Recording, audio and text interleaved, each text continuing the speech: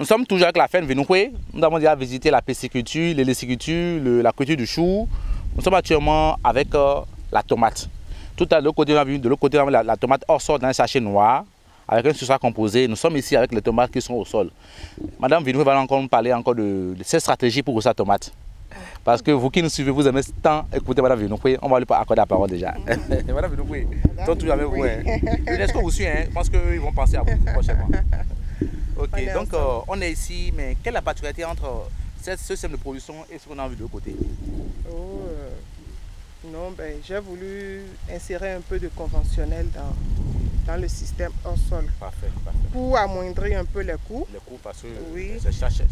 Oui, parce que, voilà, aller à mon rythme, comme je dis souvent, pour le moment, c'est ce que je peux acquérir, alors je m'en suis limitée. Mais comme je veux une plus grande production, j'ai commencé alors dans le sol. Ok, d'accord. Et dites-nous, est-ce que vous avez une idée des coûts de production? Combien sachet de culture hors sol là-bas vous revient? Et combien une plante au sol ici vous? Parce que j'ai vu que vous avez ici les intrants chimiques, la fiente qui est là.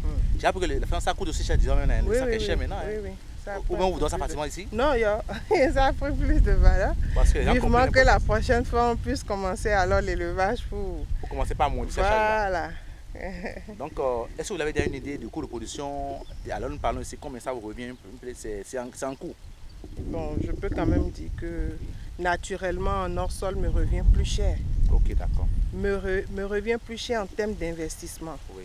Mais encore plus avantageuse en termes de bénéfices. Oui. Voilà, en hors sol, je n'ai qu'à acheter les graines. C'est pas aussi consistant comme mon truc à investir. Mais par contre, en hors sol, je me retrouve banalement à 1500-2000 francs par sac. Pas sachet de culture. Pas sachet de culture. Y compris le coût du sachet, le terreau, la plante, l'irrigation. Parfait. L'irrigation a été évaluée, le goutte d'eau à peu près. Fertilisant même utilisé. Oui, tout à fait.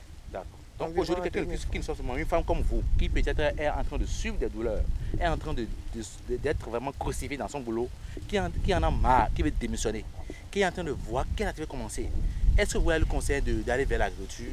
Si oui, comment elle va s'insérer? Je vais simplement lui conseiller d'aller vers ce qui la passionne. Parfait. Parce que quand tu entreprends quelque chose sans aimer la chose, sans être passionné de la chose, les difficultés peuvent devenir un frein à l'évolution que tu veux donner à la chose. Parfait.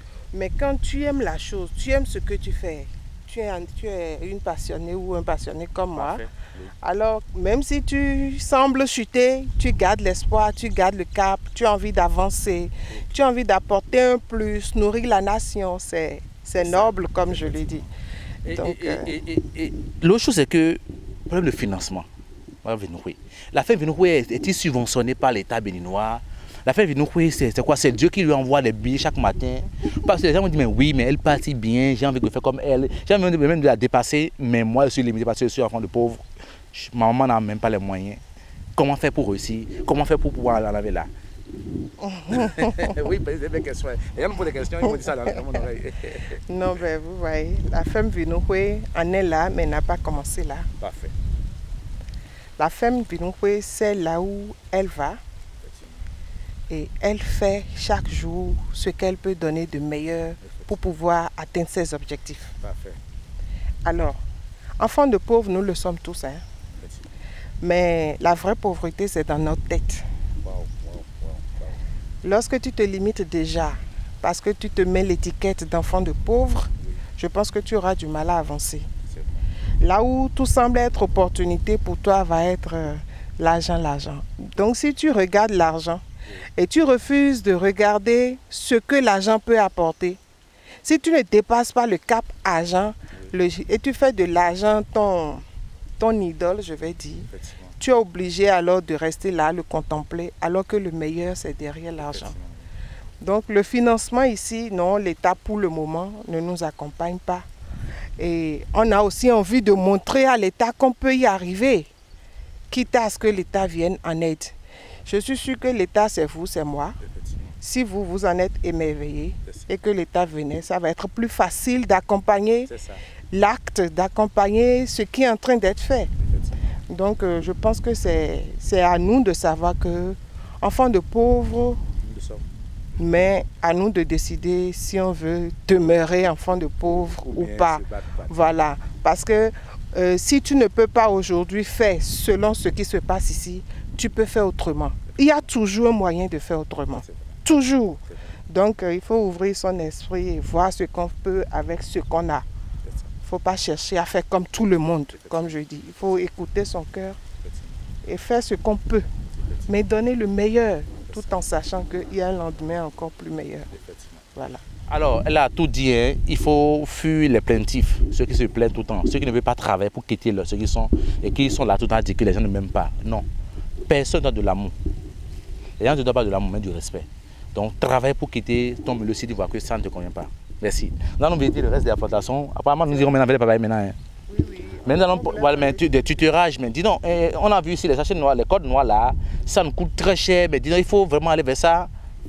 Comment vous êtes arrangé pour pouvoir gérer les tutorages ici là? En fait, vous voyez, Vinoukoui respecte la nature. Parfait. Et ces codes là que vous voyez sont biodégradables. Wow. Après chaque saison, ça se détériore. Et ça devient sablonneux, ça se mélange, voilà. Donc nous, dans le respect de la nature, on a choisi ça. Parfait. Ça nous revient plus cher, certes, mais c'est notre choix. C'est notre choix. Sinon, il y a, sur le marché, les gens le vendent à 400 francs. Wow. Mais on peut trouver mieux.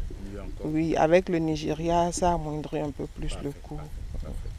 Ok, je crois. Donc, pour qui nous suivez, vous les faites tutorage déjà, soyez écolo, adoptez les codes bio naturels pour éviter beaucoup plus de mal à nos terres.